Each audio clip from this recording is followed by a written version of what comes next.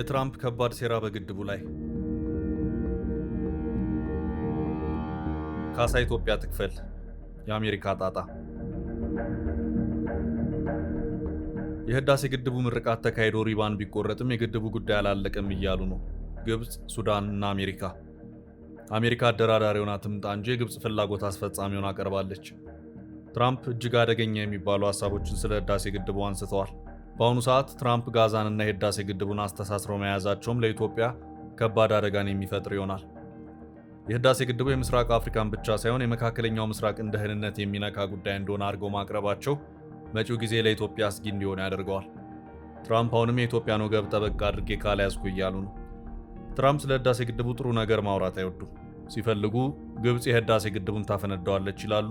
ሲፈልጉ አሜሪካ ለግድቡ እርዳታ ሰጥታለች የሚል አሳሳች መረጃ ያካፍላሉ። ሲፈልጉ ደግሞ ግብጽና ኢትዮጵያ ወደ ጦርነት ሊገቡ ነበር፣ ይህን ጦርነት ያስቆምኩት እኔ የሰላም ዘብ የሆንኩት ዶናልድ ጄ ትራምፕ ነኝ ይላሉ። ትራምፕ እንዲህ እያሉ በህዳሴ ግድቡ ላይ ከባድ ፈተናን ደቅነዋል። ትራምፕ የህዳሴ ግድቡ የግብጽን ውሃ የሚዘጋ ነው ማለታቸው እጅግ የሚያሳስብና የዓለምን ማህበረሰብ ጭምር የሚያሳስት፣ ግብጽን በበኩሏ የሚያስደስት፣ ኢትዮጵያን የሚያሳዝን አድርጎታል። ትራምፕ የኢትዮጵያ ግድብ ትልቅ ችግር ነው፣ ሁለቱም መሪዎች አገናኝቼ ስምምነት እንዲያደርጉ ጥራለሁ ሲሉ ተናግረዋል።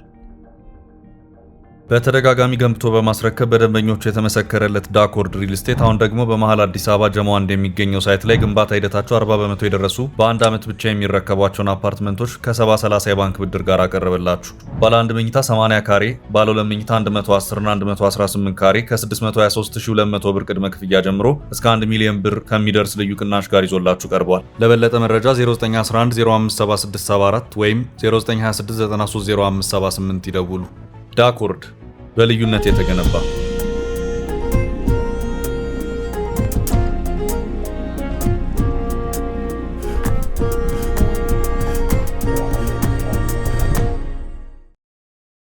ፕሬዚዳንት ዶናልድ ትራምፕ ከግብፁ ፕሬዚዳንት አብዱልፈታህ አልሲሲ ጋር በዋሽንግተን ዲሲ ባደረጉት ይፋዊ ስብሰባ በታላቁ የኢትዮጵያ ህዳሴ ግድብና በአባይ ወንዝ ጉዳይ ላይ ያላቸውን አቋም በግልጽ አስታውቀዋል።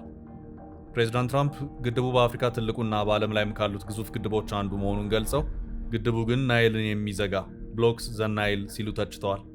ለሚሊዮን ዓመታት ሲፈስ የነበረው ውሃ በድንገት በዚህ ግዙፍ ግድብ ሲዘጋ እኔም በሆን ደስተኛ አልሆንም ነበር በማለት ለግብጽ ያላቸውን ድጋፍ አሳይተዋል። ይህ የትራምፕ የተሳሳተ ግንዛቤ ዓለምን ማህበረሰብ ጭምር የሚያሳስት የአንድ ወገን የበላይነትን የሚያንጸባርቅ ንግግር ነው። ለዚህ ለትራምፕ አሳሳች ንግግር እስካሁን ድረስ የኢትዮጵያ መንግስት መልስ አልሰጠም። ትራምፕ የህዳሴ ግድቡ እንዲገነባ አሜሪካ የገንዘብ እርዳታ አድርጋለች ሲሉ የኢትዮጵያ መንግስት መልስ አልሰጠም። አሁን ደግሞ የግብፅን ውሃ ይዘጋል ግድቡ የሚል አደገኛ ንግግር ሲናገር የኢትዮጵያ መንግስት አሁንም መልስ አልሰጠም። ለትራምፕ መልስ እየሰጠ ያለው የኢትዮጵያ መንግስት ሳይሆን ከጠቅላይ ሚኒስትር አብይ አህመድ ጋር ፊልም ሰርተናል የሚለው አርቲስት ቴዎድሮስ ተሾመ ነው። ቴዎድሮስ ተሾመ ትራምፕን ነገር ለማይገባው ለአሜሪካው ፕሬዝዳንት አድርሱልኝ በማለት ከአንድም ሁለት ጊዜ በእንግሊዝኛ ደብዳቤ ጽፏል። አንድ በዓለም ላይ ምንም አይነት ተጽዕኖ የማይፈጥር ግለሰብ ለትራምፕ ደብዳቤ መጻፉ ምን ፋይዳ አለው? ለትራምፕ መልስ መስጠት የሚገባው የኢትዮጵያ መንግስትና መንግስት ብቻ ነው። የአርቲስቱ ዛቻ የተቀላቀለበት ንግግር ለኢትዮጵያ የሚፈይድላት ነገር የለም እየተባለ ይገኛል። ትራምፕ የኢትዮጵያው ጠቅላይ ሚኒስትር ያን ያህል ቀርበው እንደማያውቁ ገልጸው ጠቅላይ ሚኒስትር አብይንና ፕሬዚዳንት ሲሲን በማገናኘት ስምምነት ላይ እንዲደርሱ ጥረት እንደሚያደርጉ ቃል ገብተዋል። ፕሬዚዳንት ሲሲ በትራምፕ የመጀመሪያ የስልጣን ዘመን በግድቡ ጉዳይ ላይ ላደረጉት ጥረትና ለግብጽ ህልውና ወሳኝ በሆነው በአባይ ወንዝ ጉዳይ ላይ ላሳዩ ድጋፍ ከፍተኛ ምስጋና አቅርበዋል። ፕሬዚዳንት ትራምፕ በኢትዮጵያና በግብጽ መካከል ያለውን የውሃ ክርክር በድጋሚ የአሜሪካ የውጭ ጉዳይ ትኩረት ለማድረግ መነሳታቸውን ብዙዎች አደገኛ አካሄድ እያሉ እየተቃወሙት ነው። ግድቡ በአሜሪካ የገንዘብ ድጋፍ የተገነባ መሆኑን ቢገልጹም ይህ መረጃ ከእውነታው የራቀ ቢሆንም ጉዳዩ አደገኛ ወደሆነ ደረጃ መሸጋገሩን በመጥቀስ በድርድር ውስጥ ጣልቃ ለመግባት ፍላጎት እንዳላቸው አሳይተዋል። ፕሬዚዳንት ትራምፕ ለግድቡ የሆነ ነገር ለማድረግ እንሞክራለን፣ ትልቅ ችግር ነው፣ ሁለቱንም ጠንካራ መሪዎች አገናኝቼ ስምምነት እንዲያደርጉ ጥራለሁ ያሉ ሲሆን ለሚሊዮን ዓመታት ሲያገኙት የነበረውን ውሃ በድንገት ግዙፍ ግድብ ቢዘጋባቸው እኔም በሆን ደስተኛ አልሆንም ነበር ብለዋል። ትራምፕ ከቀናት በፊት በጻፉት ደብዳቤ ደግሞ የህዳሴ ግድቡ ለመካከለኛው ምስራቅ ሀገራት ጭምር አደጋ እንደሚፈጥር አድርገው ማቅረባቸውም ሌላኛው አደገኛ አካሄዳቸው ነው። የአሜሪካው ፕሬዝዳንት ዶናልድ ትራምፕ ለግብጽ አቻቸው አብዱልፈታህ አልሲሲ የጻፉት ደብዳቤ ብዙ እያነጋገረ ነው። ከ5 ቀናት በፊት እንደ አውሮፓውያን አቆጣጠር ጃንዋሪ 16 ቀን 2026 በተላከው ደብዳቤ ትራምፕ ኢትዮጵያን በቀጥታ የሚመለከት አጀንዳ በሰፊው አንስተውበታል። በደብዳቤያቸው ግብጽ በጋዛ ሰላም እንዲሰፍን እስራኤልና ሐማስን በማደራደርና የሰላም ስምምነት እንዲፈረም በማድረግ የተጫወተችው ሚና በማወደስ ሀተታቸውን የጀመሩት ትራምፕ አሜሪካ ከግብጽ ጋር ያላትን ወዳጅነት ትልቅ ቦታ እንደሚሰጡት እንደዚሁም የግብጽ ሰላምና ደህንነት እንደሚያስጨንቃቸው በግልጽ አስፍረዋል። በመቀጠል የአባይ ውሃ ክፍፍል ጥያቄን ለአንዴና ለመጨረሻ ጊዜ እንዲፈታ ኢትዮጵያን ከግብጽ ጋር በአሜሪካ በኩል ዳግም ለማደራደር ዝግጁ ነኝ በማለት ለግብጽ አቻቸው ገልጸዋል።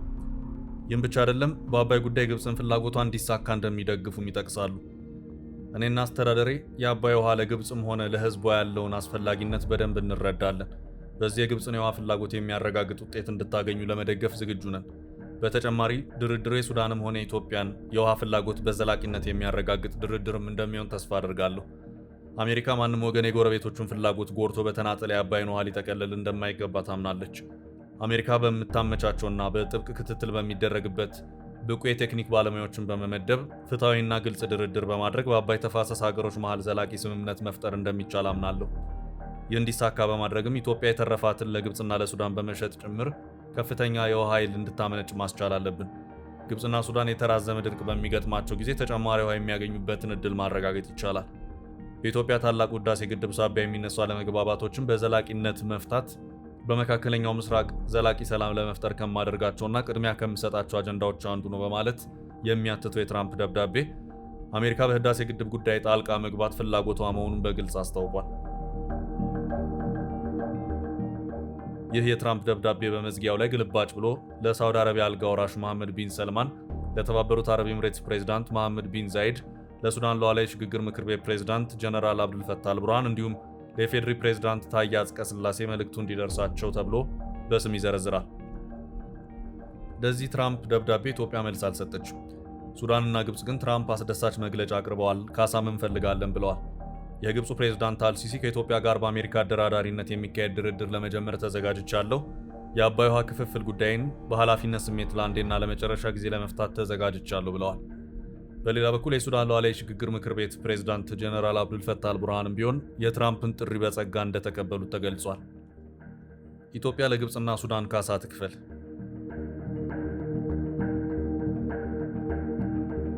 የግብጽ የውሃ ሀብትና መስኖ ሚኒስትር ሃኒስ ዊላም ከሰሞኑ በሰጡት አስተያየት ደግሞ አስገራሚ ውንጀላ በኢትዮጵያ ላይ አቅርበዋል። ታላቁ የኢትዮጵያ ህዳሴ ግድብ ውሃችንን ስላስቀረብን ካሳ ሊከፈለን ይገባል ብለዋል። ካሳ የሚከፈላቸውም ሁለቱ ሀገራት ናቸው። ሚኒስትሩ ታላቁ የኢትዮጵያ ህዳሴ ግድብ ውሃችንን ስላስቀረብን ካሳ ሊከፈለን ይገባል ብለዋል። ኢጂፕት ኢንዲፔንደንት የዜና ምንጭ ሰኞ ዕለት እንደዘገበው በግድቡ የተነሳ ለደረሰብን የውሃ ችግር ኢትዮጵያ ካሳ ትክፈለን ማለታቸውን አስነብቧል።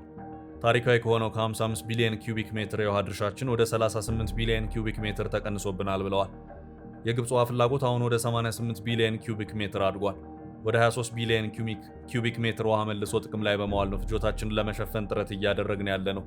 እንዲሁም 4.8 ቢሊዮን ኪዩቢክ ሜትር ደግሞ በማጣራት እየተጠቀምን ነው።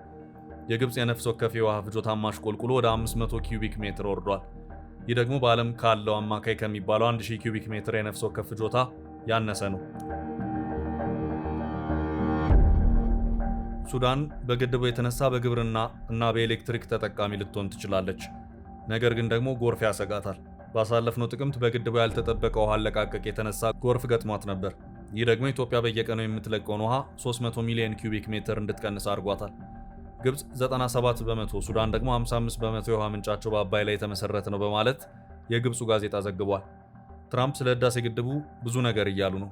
የኢትዮጵያ መንግስት እስካሁን ድረስ መግለጫ አልሰጠም። የጠቅላይ ሚኒስትር አብይ አህመድ የቅርብ ሰውና ወዳጅ እንደሆነ የሚገለጸው ቴዎድሮስ ተሾመ ግን ለትራምፕ ከአንድም ሁለት ጊዜ ደብዳቤ ጽፏል።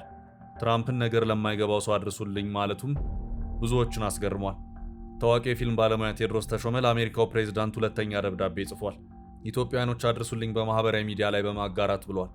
የፊልም ዳይሬክተርና ፕሮዲውሰር ቴዎድሮስ ተሾመ የህዳሴውን ግድብ አስመልክቶ የአሜሪካው ፕሬዝዳንት ለሰጡት መግለጫ ምላሽ የሚሆን ሁለተኛ ግልጽ ደብዳቤ ለዋይት ሃውስ ልኳል። ቴዎድሮስ በደብዳቤው ፕሬዝዳንቱ ስለ ግድቡ አመጣጥና ስለ አባይ ወንዝ ያላቸውን አመለካከት በጠንካራ ቃላት ተችቷል። ግድቡን አሜሪካ ከሰራችው ደረሰኝ ይላክልን፣ ፕሬዝዳንቱ ግድቡን አሜሪካን የገነባችው ማለታቸውን ያስታወሰው ቴዎድሮስ ይህ እውነት ከሆነ ኢትዮጵያ ለግንባታ ያወጣችውን ወጪ እንድትመልስላት ጠይቋል። ግድቡ የተገነባው በኢትዮጵያውያን ላብና ብር ነው፣ አንድም የአሜሪካ ደረሰኝ ወደኛ አልመጣም ሲልም የግንባታውን የገንዘብ ምንጭ አስረድቷል። ኢትዮጵያውያን በየካፌው የልገሳ ሳጥን በማዞር ቦንድ በመግዛትና ከድሃው ጉሮሮ በመቀነስ ተስፋቸውን በቅድሚያ የገዙበት ፕሮጀክት መሆኑን በደብዳቤው ገልጿል። አባይ ለኢትዮጵያ የህልውና ጉዳይ ነው። ፕሬዝዳንቱ አባይን ትንሽ ወንዝ ማለታቸውን የተቸው ቴዎድሮስ አባይ ትንሽ ከሆነ ኤቨረስት ኮረብታ ነው፣ አንበሳም ድመት ነው በማለት ወንዙ ለኢትዮጵያ ያለውን ታላቅ ትርጉም አብራርቷል። ግብጽ ለቱሪዝምና ለመዝናኛ ውሃ ያስፈልጋታል መባሉን በመቃወም ግማሹ የኢትዮጵያ ህዝብ በጨለማ እንደሚኖርና ግድቡ ለኢትዮጵያውያን የሰርቫይቫል ወይም የህልውና የኃይልና የክብር ጉዳይ መሆኑን አጽንኦት ሰጥቷል። አሜሪካ በራሷ መሬት ላይ ገነባችውን የሁቨር ግድብ አጠቃቀም በተመለከተ ከሜክሲኮ ትዕዛዝ ትቀበላለች ወይ የሚል ጥያቄ በማንሳት የኢትዮጵያን በራሷ ሀብት የመጠቀም መብት አስታውሷል። በመጨረሻም ታላቁ የህዳሴ ግድብ በትዕግስት የጨረሱ የለፉ ህዝቦች መታሰቢያ እንጂ የአሜሪካ የቸርነት ፕሮጀክት አይደለም ሲል ደብዳቤውን አጠቃሏል።